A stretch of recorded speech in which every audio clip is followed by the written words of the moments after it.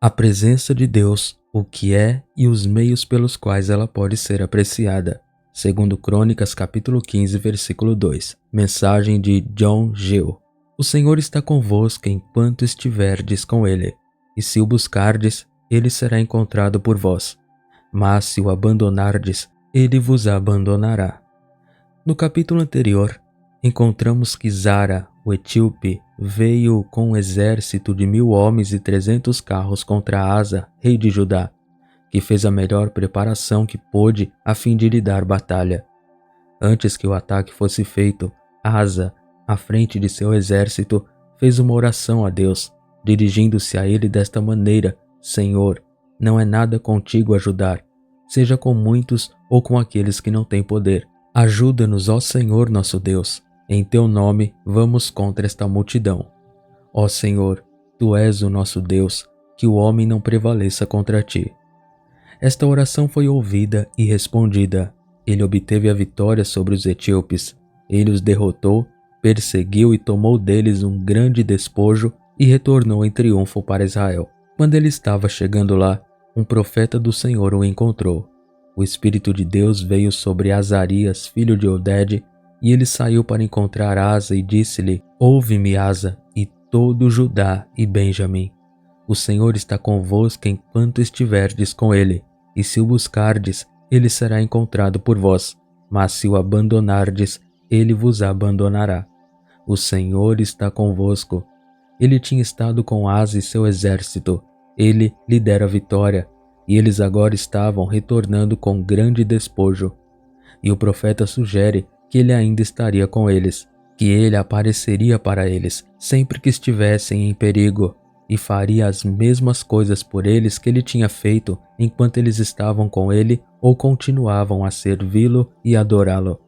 E se o buscardes, como Asa fez, por meio da oração, quando em aflição, ele vos socorrerá e aliviará. Mas se o abandonardes, ele vos abandonará. Se abandonardes sua adoração e entrardes em práticas idólatras, ele vos abandonará e vos entregará nas mãos de vossos inimigos para vos levar cativos para outras terras.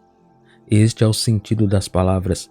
Agora, tentarei melhorá-las por meio de acomodação para propósitos espirituais. A passagem, pode-se observar, contém 3 respostas para tantas perguntas importantes.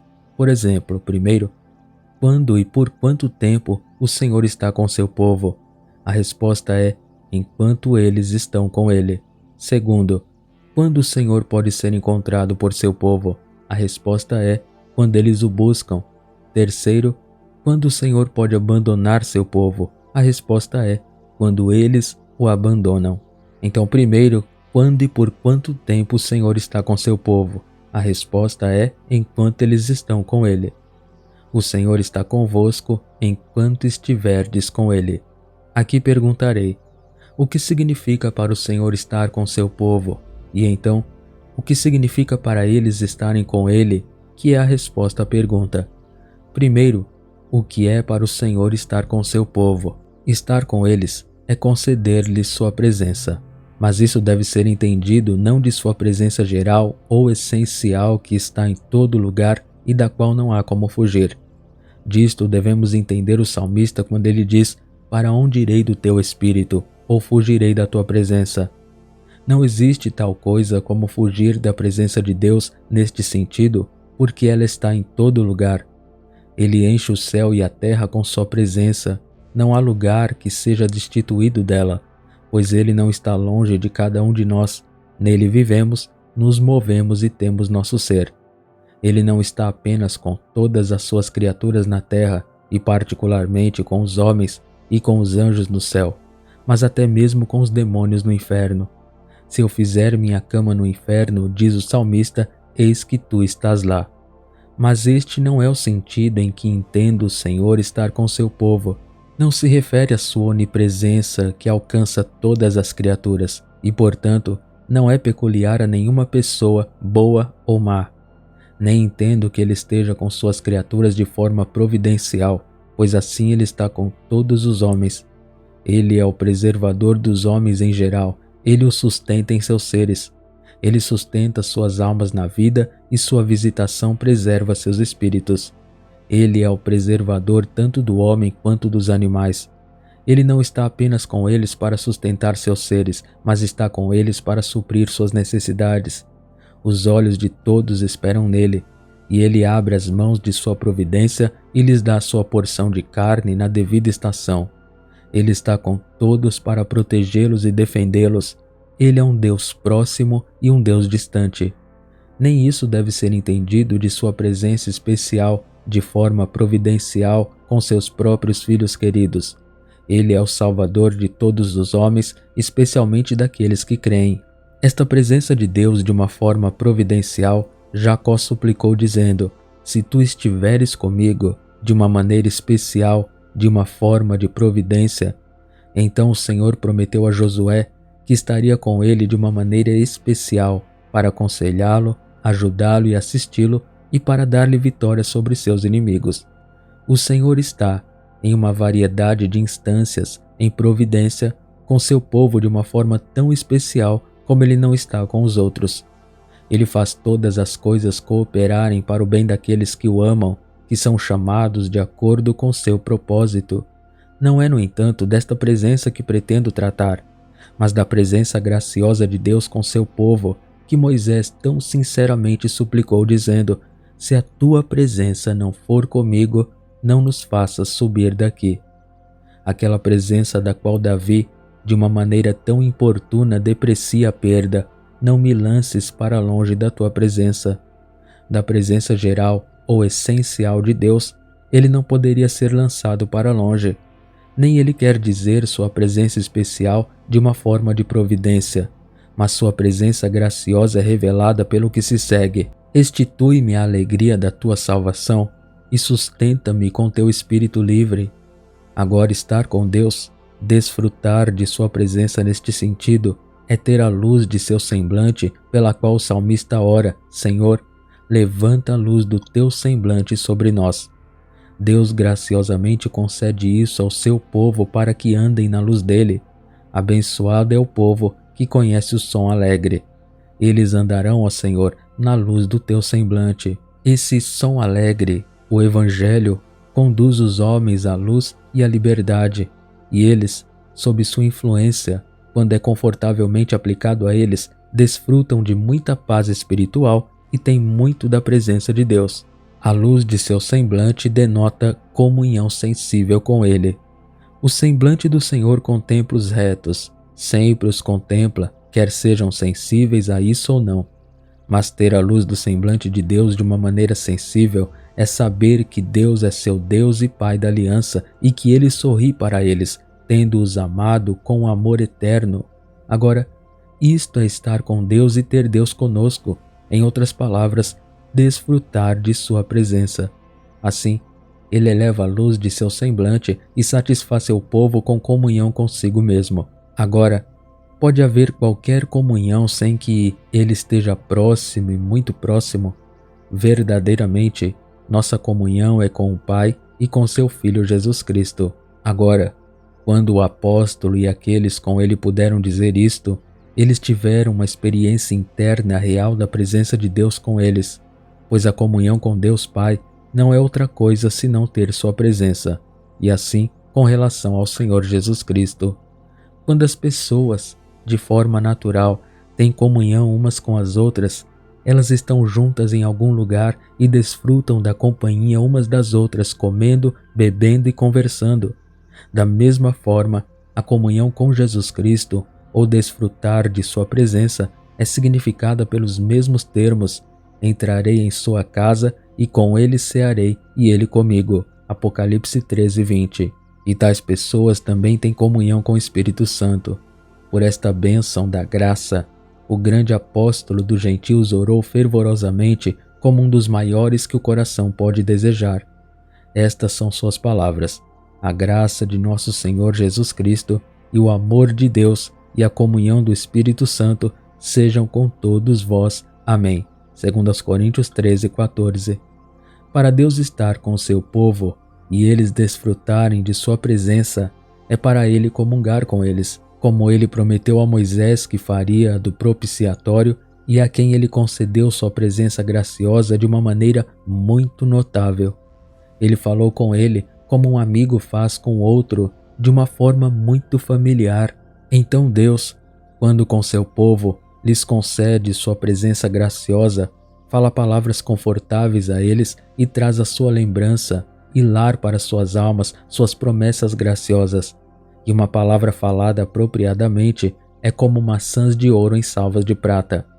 Nunca um filho de Deus experimenta a presença de Deus mais do que quando ele tem o prazer de trazer uma promessa e colocá-la em casa no coração com poder. Para o Senhor estar com seu povo e conceder sua graciosa presença, é manifestar sua bondade amorosa inicial às suas almas. Às vezes, eles estão na escuridão e não veem a luz. Deus se afasta deles quanto à manifestação de seu amor. Embora em outras ocasiões, com grande bondade os reúna, concedendo uma nova manifestação de seu amor. Pode-se dizer que ele está com eles quando fala ao coração e diz: "Eu te amei com amor eterno. Portanto, com bondade amorosa eu te atraí." Quando ele derrama seu amor em seus corações por seu espírito, ou direciona seus corações para seu amor. Quando eles estão enraizados e fundamentados em seu amor, satisfeitos de seu interesse nele e que nada é capaz de separá-los dele. Quando ele alarga seus corações para correr com alegria nos caminhos de seus mandamentos e atrai os desejos de suas almas para seu nome e para a lembrança dele. Quando ele eleva suas afeições, colocando seu dedo no buraco da porta, fazendo com que suas entranhas se movam em direção a ele, e suas mãos pingam mirra de cheiro doce sobre a maçaneta da fechadura. Isto é quando suas graças estão em exercício vivo. Quando é assim, Deus está com eles, concedendo sua presença graciosa. Quando sua fé está em exercício vivo e quando eles podem dizer com a igreja: "Meu amado é meu e eu sou dele." Quando sua esperança é elevada a ponto de dizer: "O Senhor é minha porção, diz minha alma, ali esperarei nele." Quando seu amor é tão forte como com o salmista para dizer: "Eu te amarei, ó Senhor, meu Deus, pois tu és minha rocha e minha fortaleza." Quando eles assim abundam em fé, esperança e amor através do poder do Espírito Santo, então pode-se dizer que o Senhor está com eles e eles desfrutam de sua presença. Quando em ordenanças, ouvindo a palavra particularmente, eles têm um apetite espiritual, encontram a palavra e a comem para a alegria e regozijo de seus corações. Quando há um desejo em suas almas pelo leite sincero da palavra, para que possam crescer por meio dela e se alimentam dela e a saboreiam. Quando se sentam sob a sombra de Cristo com deleite e seu fruto é doce ao seu paladar. Quando enquanto as escrituras da verdade são abertas ou a palavra de Deus pregada, seus corações ardem dentro deles. Então Deus está com eles e eles desfrutam de sua presença. Quando os caminhos da sabedoria são experimentalmente caminhos de prazer e seus caminhos caminhos de paz. E a linguagem de suas almas é: "Senhor, é bom para nós estarmos aqui." Deus está com seu povo, sua presença está com eles em tais momentos. E se sabemos alguma coisa de Deus estar conosco ou ter sua presença, é em tais estações como estas.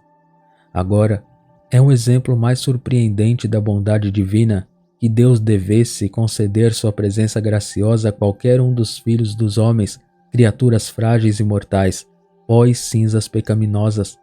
Aquele que habita no alto, em quem é maravilhosa a condescendência olhar para as coisas no céu, ele cujo trono está nos céus e a terra é o escabelo de seus pés. É uma humilhação de si mesmo olhar para aquele que é de um espírito pobre e contrito. Isto é graça, mas quanto mais para o alto e o sublime, que habita a eternidade e habita no lugar alto e santo, habitar com aquele que é de um espírito pobre e contrito, para reavivar o espírito dos humildes e para reavivar o coração dos contritos. É muito que ele deve olhar para eles, mas é muito mais. É surpreendente que ele deve habitar ou tomar sua morada com eles. Quando nosso Senhor falou daqueles que o amavam e guardavam seus mandamentos, ele disse que ele e seu Pai viriam até eles e fariam morada com eles. Portanto, disse Judas, não Iscariotes: "Senhor, como é que te manifestará a nós e não ao mundo?" Que razão ele pode dar para isso? Oh, quão distinto é esse favor! Isso sempre causa alegria quando é desfrutado. Senhor, levanta sobre nós a luz do teu semblante, o que colocará mais alegria em nossos corações do que quando o milho e o vinho aumentam. É com isso que Deus torna seu povo alegre na casa de oração, onde a oração é feita, a palavra pregada e as ordenanças administradas. É o mais próximo do céu, de qualquer coisa que seja desfrutada na terra. É isso que adoça todas as aflições e nos torna fáceis sob elas. A presença de Deus é como a árvore que foi lançada nas águas de Mara. Ela os tornou doces. Se o Senhor estiver com seu povo, eles podem alegremente passar pelo fogo e pela água. Se eles passarem pelo fogo, as chamas não os incendiarão, ou pelas águas, as inundações não os submergirão. Se a presença do anjo de Deus estiver com eles, eles podem passar pelo deserto, sim, pelo vale da sombra da morte sem medo, pois, diz o salmista, não temerei mal algum. Por que assim? Pois tu estás comigo, a tua vara e o teu cajado me consolam. Isso torna cada aflição fácil, sim, faz com que a alma se regozije, se glorie na tribulação, sabendo que a tribulação produz paciência e a paciência experiência e a experiência esperança. De todas as coisas no mundo, não há nada tão desejável para uma alma graciosa como a presença de Deus. Por isso Moisés diz, se a tua presença não for comigo, não nos leve daqui para cima. Não importa onde estou ou para onde vou, se a tua presença for comigo. Esse é o seu significado. Então Davi diz, há muitos que dizem, quem nos mostrará algum bem, carnal, temporal? Senhor, levanta sobre nós a luz do teu semblante. Essa é a coisa que ele desejava. Então Jó, em suas circunstâncias aflitas, diz, ó, que eu fosse como nos meses passados, quando o Todo-Poderoso ainda estava comigo, o que tornou os dias passados desejáveis para serem devolvidos a ele. De todas as coisas que um homem bom pode desejar para outro, não há nada maior do que desejar-lhe a presença de Deus. Como Boaz disse aos seus ceifeiros, uma saudação muito incomum para fazendeiros, para seus ceifeiros em nossos dias, o Senhor esteja convosco. Ele não poderia desejar-lhes uma bênção maior, e não há nada maior para Deus dar ao seu povo do que sua presença. Ele prometeu a Jacó que estaria com ele e foi tão bom quanto sua palavra. Jacó ficou muito grato por isso, como parece quando ele disse, levantemo-nos e subamos a Betel, e ali farei um altar a Deus que me respondeu no dia da minha angústia e esteve comigo no caminho que andei.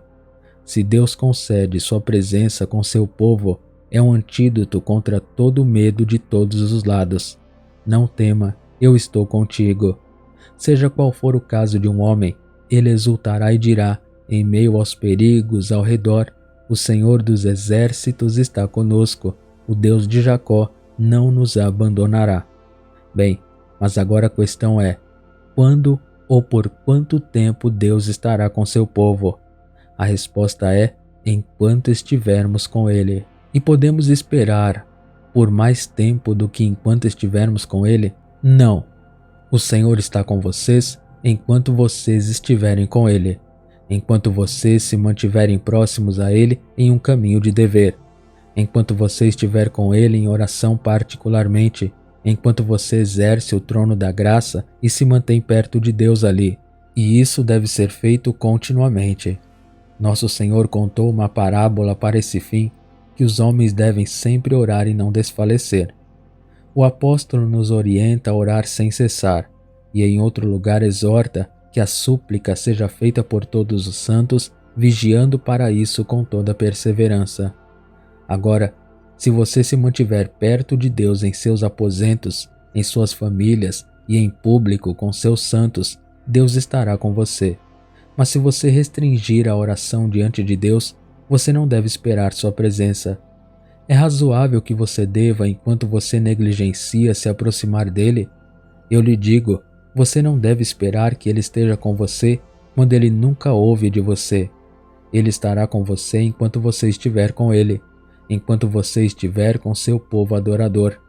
De Judá é dito, Ele governa com Deus e é fiel com os santos. Enquanto Judá se manteve próximo de Deus, o Senhor estava com ele. Ele tinha poder com Deus e prevaleceu. Deus está conosco enquanto estamos com seu povo, enquanto temos comunhão com aqueles que temem ao Senhor. Deus está com aqueles que o temem, e aqueles que mantêm companhia com tais pessoas podem esperar sua presença. Isto é o que torna desejável a conversa com os santos. Estes são os excelentes na terra em quem devemos nos deleitar. Por quê? Porque Deus está com eles. Esta é a razão dada pela qual 10 homens devem segurar as saias daquele que é judeu, isto é, um interiormente, um homem espiritual, e dizer: nós iremos com você, pois ouvimos que Deus está com você. Agora, estar com os santos é em certo sentido estar com Deus. Enquanto você estiver com seu povo, conversando ou se unindo em oração com eles, Deus estará com você. Aqueles que temiam ao Senhor falavam frequentemente uns aos outros, e o Senhor escutava e ouvia, e um livro de recordações foi escrito diante dele para aqueles que temiam ao Senhor e que pensavam em seu nome. Os santos, quando se reúnem, podem a princípio ser muito mornos e indiferentes, mas aos poucos, por meio da conversa espiritual uns com os outros, eles se tornam animados. A conversa espiritual é como combustível de cio para o fogo, e a oração é como fole que sopra a chama, e em pouco tempo, antes que eles percebam, está com eles, como a igreja diz que foi com ela, quando sua alma foi feita como as carruagens de Aminadab. Eu me convenço de que alguns de vocês se lembram dos tempos em que foi assim com vocês na conversa cristã. Vocês chegaram a isso friamente, mas aos poucos foram revigorados e confortaram uns aos outros. Deus tem estado com vocês. Assim foi com os 2 discípulos viajando para Emaús. Eles entraram em conversa cristã, começaram a falar sobre os sofrimentos e a morte de Cristo, e enquanto eles estavam assim discursando, Jesus veio e se juntou a eles, continuou e falou com eles. E quando ele se separou deles, eles refletiram sobre o que havia acontecido e disseram: não ardiam nossos corações dentro de nós enquanto ele falava conosco pelo caminho? Assim, enquanto os santos estão uns com os outros, eles estão com Deus. Enquanto eles estão orando uns pelos outros e edificando uns aos outros em sua fé santíssima, Deus está com eles como ele estava com os primeiros cristãos quando a casa foi abalada e eles foram cheios do Espírito Santo e grande graça estava sobre todos eles. Deus estará com vocês enquanto vocês estiverem com ele na adoração pública e participarem das ordenanças de sua casa, como os cristãos primitivos experimentaram, que continuaram firmes na doutrina e comunhão dos apóstolos e no partir do pão e nas orações. Onde Deus registrou seu nome, ele vem e abençoa seu povo. Onde 2 ou 3 estão reunidos em seu nome, lá está ele no meio deles. Ele prometeu estar com seus ministros e igrejas até o fim do mundo, e enquanto você estiver com eles, ele estará com você. Mas eu devo prosseguir para perguntar: segundo, quando o Senhor será encontrado por seu povo? A resposta é: quando o buscam, e podem esperar que ele seja encontrado por eles. Quando não o buscam, não é razoável. Se o buscam, ele será encontrado por eles. Não há como descobrir Deus até a perfeição, isso é certo. Como Eliú diz: tocando no Todo-Poderoso, não podemos descobri-lo. Algo de Deus pode ser descoberto pela própria luz da natureza, mais pela luz da revelação divina, ainda mais pelo espírito de sabedoria e revelação no conhecimento dele. Mas afinal, não há como descobri-lo até a perfeição, não em sua natureza, essência, perfeições e propósitos, não, nem em suas obras da natureza e providência. Elas são inescrutáveis, como ele diz a Jó, e os santos do Novo Testamento concordam com isso. O grande apóstolo dos gentios diz: quão insondáveis são seus julgamentos e seus caminhos são inescrutáveis. Não, apenas as obras da natureza e da providência são inescrutáveis, mas as obras da graça são assim. O amor de Deus tem alturas e comprimentos, larguras e profundidades que não podem ser descobertos. No entanto, Deus deve ser encontrado por seu povo. Ele é encontrado por eles na conversão, encontrado como seu Deus e Pai da aliança. Ele era assim desde a eternidade, mas na vocação eficaz isso aparece claramente. Então, sob a influência de seu Espírito e graça, eles são capazes de reivindicar seu interesse nele como seu Deus da aliança, e ele os possui, reconhece e os reivindica como seu povo. Ele é encontrado por eles em Cristo como gracioso e misericordioso, perdoando a iniquidade, a transgressão e o pecado. Assim ele foi encontrado pelo pobre publicano. Quando, sob um profundo senso de pecado e humilhação por isso, ele bateu em seu peito e disse: Deus, seja misericordioso comigo, um pecador. Assim ele foi encontrado pelo apóstolo Paulo, quando feito consciente de que ele era um blasfemador, perseguidor e injurioso. Ele disse: Eu obtive misericórdia. Ele descobriu que Deus era gracioso e misericordioso com ele. Deus é encontrado por seu povo também no trono da graça como um Deus que ouve e responde orações, pois ele nunca disse à semente de Jacó: buscai minha face em vão. Mais cedo ou mais tarde, ele sempre ouve as orações de seu povo, e às vezes, enquanto eles ainda estão falando. Ele é encontrado por eles como Deus de toda a graça, que é seu título, e ele é capaz de fazer com que toda a graça abunde em direção a eles. Eles se aplicam a um trono de graça.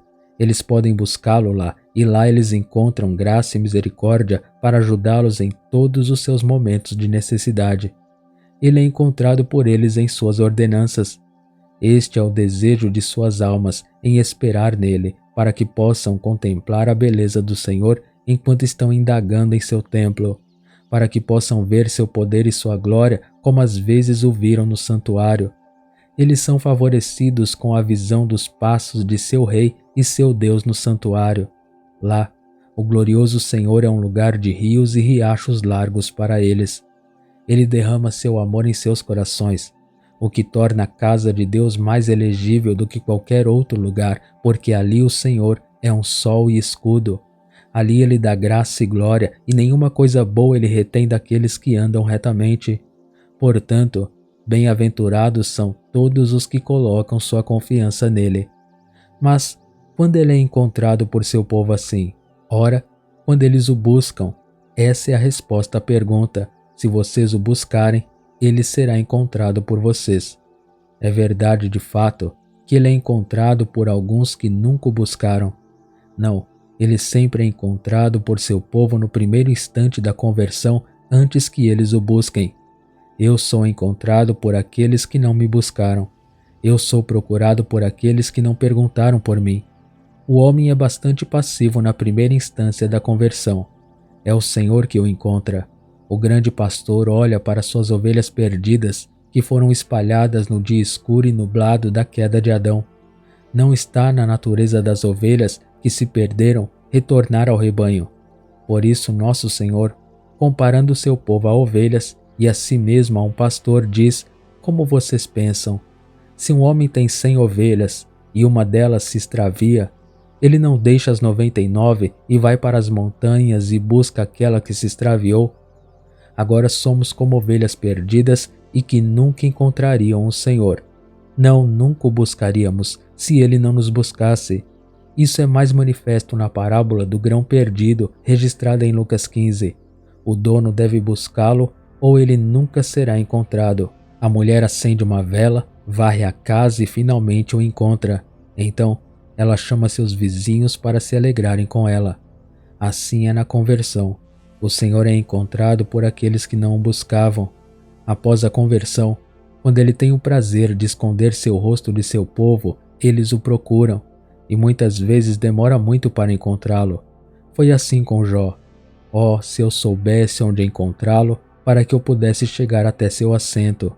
Eis que vou para a frente, mas ele não está lá, e para trás, mas não consigo percebê-lo. À esquerda, onde ele trabalha, mas não consigo vê-lo. Ele fez uso de todos os meios adequados, olhando para trás e para frente, onde tinha visto aparições de sua providência ou de sua graça. Assim, a igreja, quando perdeu seu amado, o procurou nas praças e ruas largas. Em outros lugares, ela é representada como procurando-o e não conseguiu encontrá-lo, como dando ordens às filhas de Jerusalém, se o encontrassem, para lhe dizerem que ela estava doente de amor. No entanto, mais cedo ou mais tarde, o Senhor é encontrado por aqueles que o buscam, pois ele prometeu e é fiel àquele que prometeu. Buscai e achareis, batei e ser-vos-á aberto. Aqueles particularmente que o buscam cedo o encontrarão, ou seja, buscam-no em primeiro lugar e acima de todas as coisas, que o buscam sinceramente e com todo o seu coração. Alguns há que se aproximam dele com suas bocas e o honram com seus lábios quando seus corações estão longe dele. Eles parecem ter prazer em buscar a Deus e em pedir a ele as ordenanças da justiça, mas isso é apenas uma demonstração exterior. No entanto, quanto àqueles que o buscam de todo o coração, é prometido que o encontrarão. Provérbios 8:17. Aqueles que se aproximam dele com corações verdadeiros, na retidão de suas almas, que o buscam como fariam com qualquer coisa mais valiosa, tais, diz o sábio, encontrarão o conhecimento de Deus. Provérbios 2:5. Eles buscam um grau maior de conhecimento espiritual e experimental, sabendo que ele é um recompensador daqueles que o buscam diligentemente, que o buscam de maneira correta enquanto e onde ele pode ser encontrado. Mas onde Deus pode ser encontrado, tão misericordioso e gracioso por uma criatura depravada e culpada? No Mediador, nosso Senhor Jesus Cristo. Ele é o caminho, a verdade e a vida. Nenhum homem pode chegar ao Pai senão por ele. Por ele temos acesso a Deus e de nenhuma outra forma. Assim, Deus deve ser encontrado em sua casa, em suas ordenanças e entre seu povo, onde ele frequentemente se mostra e oferece sua graciosa presença. Se o buscardes, ele será encontrado por vós mais cedo ou mais tarde. Terceiro, quando o Senhor abandona seu povo? A resposta é: quando o abandonam. Então, certamente, quando o abandonam, ele os abandonará. Agora, em que sentido se pode dizer que Deus abandona seu povo? Há um sentido em que ele nunca o faz. Ele prometeu a Josué: nunca te deixarei, nem te desampararei. Essa promessa parece ter sido feita não apenas a Josué, mas a todo crente, pois você a encontra citada, Hebreus 13:6, como uma promessa geral pertencente a todos os santos e usada para encorajar os hebreus crentes a se contentarem com as coisas que tinham, nem a temerem qualquer inimigo, mas tenham confiança de que o Senhor seria seu ajudador. Esta, portanto, é uma promessa comum a todos os crentes. Todos podem reivindicá-la e tomar sua parte nela. Há, portanto, um sentido em que ele nunca abandonará seu povo. Tu, Senhor, nunca abandonaste os que te buscam. Salmo 9, verso 10. Quando eles estão em perigo e fazem apelo a ele, ele os considerará. Quando os pobres e necessitados buscam água e não há nenhuma, e sua língua falha de sede, eu, Senhor, os ouvirei. Eu, Deus de Israel, não os abandonarei. O Senhor não abandonará a obra de suas mãos, mas aperfeiçoará o que lhes diz respeito. Cumprirá o prazer de sua bondade neles e a obra da fé com poder sobre eles. Ele continuará a obra com poder até o dia de Cristo. Ele não abandonará seu próprio povo, e a razão é porque eles são sua herança. Um homem não escolhe abandonar sua própria herança. Você já conheceu um exemplo disso? Agora, o povo de Deus é sua herança, e ele nunca os abandonará, de modo que eles sejam perdidos. Eles podem parecer, em suas próprias apreensões, abandonados por ele. Eles podem dizer com a igreja: o Senhor me abandonou. Mas que resposta o Senhor dá? Pode uma mulher esquecer-se de seu filho que amamenta, que ela não tenha compaixão do filho do seu ventre? Ela pode, mas eu não me esquecerei de ti. Eis que eu te gravei nas palmas das minhas mãos, teus muros estão continuamente diante de mim. O povo do Senhor pode pensar que eles estão abandonados quando não estão. De fato, eles podem ser abandonados até agora, a ponto de Deus esconder seu rosto deles ou retirar sua presença graciosa. como foi com Cristo, pois o que aconteceu com a cabeça pode-se razoavelmente supor que pode acontecer com os membros. Meu Deus, por que me abandonaste? Deus, por um curto período de tempo, abandona seu povo.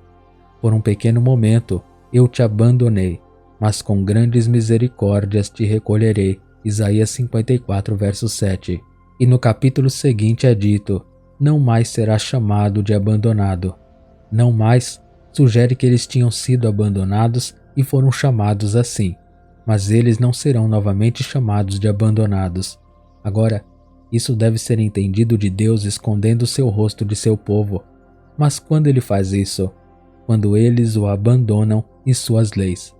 Se seus filhos abandonarem minha lei e não andarem em meus julgamentos, então visitarei sua transgressão com uma vara e sua iniquidade com açoites.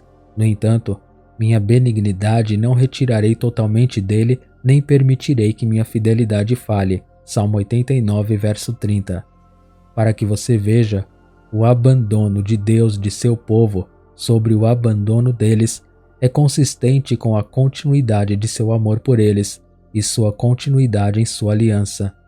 Este abandono, portanto, respeita a comunhão sensata com ele, da qual ele tem o prazer de excluí-los por meio de repreensão por suas iniquidades o separarem de seu Deus e o fazem esconder seu rosto deles. Ele os abandona quando eles abandonam sua palavra, adoração e ordenanças. O apóstolo, escrevendo aos Hebreus, diz: não deixando de nos reunir, como é o costume de alguns professantes. Este é o costume agora.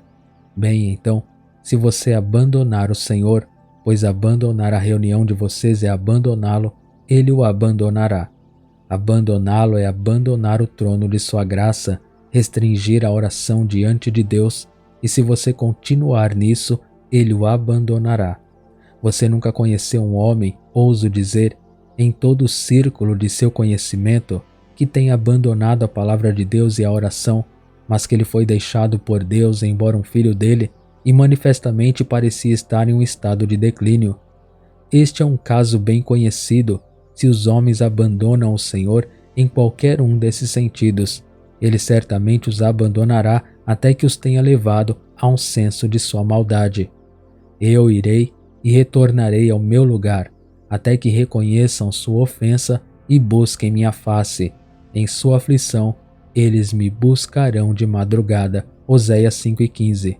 Este abandono de Deus é um mal muito grande, no qual o povo de Deus cai por meio da enfermidade da carne, do poder da descrença, da tentação de Satanás e muitas vezes por estar imerso nas coisas deste mundo.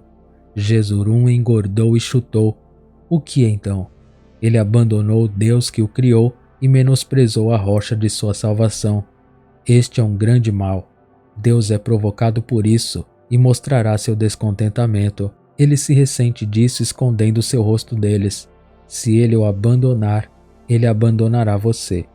Veja então, se você deseja desfrutar da presença de Deus, o que deve ser feito. Você deve estar com ele. Você deve se manter perto dele, do trono de sua graça, de seu povo, de seu santuário e das ordenanças dele. Se você se afastar destes, não deve esperar a presença de Deus. Estou falando da comunhão sensata que não pode ser esperada. Novamente, que grande encorajamento aqui é buscar o Senhor. Se o buscardes, ele será encontrado por vós. Ele deve ser encontrado, grande como ele é. Ele se mostrará a vós se o buscardes. Podeis ter certeza disso, ele prometeu. Em seguida, que cuidado devemos tomar para não ofendê-lo ou fazê-lo esconder seu rosto de nós? Tão cuidadosa você vê que a igreja era ao seu desfrutar da comunhão mais íntima com seu Senhor, quando sua mão esquerda estava sob sua cabeça e quando sua mão direita ele a abraçava, que ela disse: eu vos ordeno, ó filhas de Jerusalém, pelas gazelas e cervas do campo, que não desperteis nem acordeis meu amor até que ele queira. Cantares 2:7. Ó, quão cuidadosos devemos ser para ofender aquele Deus que nos mima de tal maneira a ponto de nos conceder sua presença graciosa, que é o maior favor que ele pode desfrutar neste mundo. Por fim, Devemos orar por graça e força para nos mantermos próximos a Ele. Nossos corações enganosos tendem a se afastar dele. Por meio da corrupção deles, das tentações de Satanás e das armadilhas do mundo, somos levados demais e estamos prontos para nos afastar de Deus em todos os momentos. Quão fervorosos, então, devemos ser em exercer o trono da graça por força para permanecermos fiéis a Ele, para andar humildemente diante dele e em constante dependência dele. Amém.